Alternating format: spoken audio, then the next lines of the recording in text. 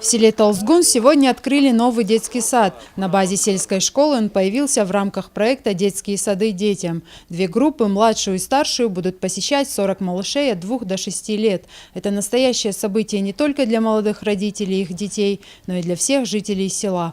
Ключ от нового детского сада директору школы вручил министр образования и науки Алан Огоев. Но помимо всего прочего, народ порадовало и другое событие. В школе после капитального ремонта открыли и спортивный зал. Мы это радостное событие ждали не годами, а десятилетиями. На сегодня это радостное событие наконец-то свершилось.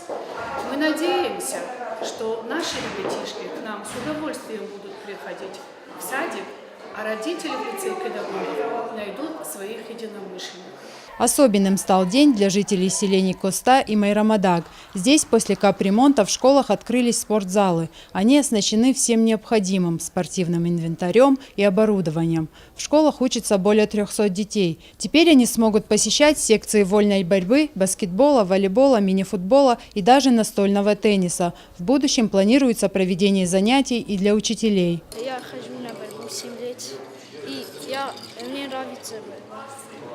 Я хочу, чтобы мы побыстрее стали здесь тренироваться.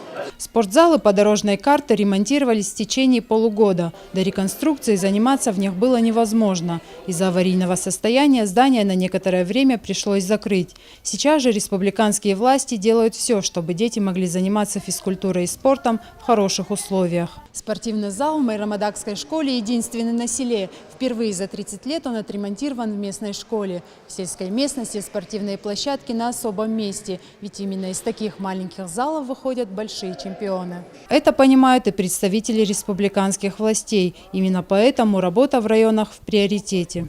Первое внимание, которое мы уделяли капитальному ремонту спортивных залов и приобретению оборудования, это было в рамках модернизации системы общего образования в 2011-2013 годах.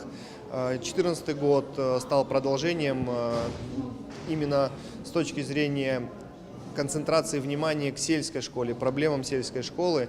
И я хочу отметить, что благодаря этой программе, благодаря этому проекту «Единой России», мы смогли в этом году оснастить, в 2014 году оснастить 12 спортивных залов современным оборудованием.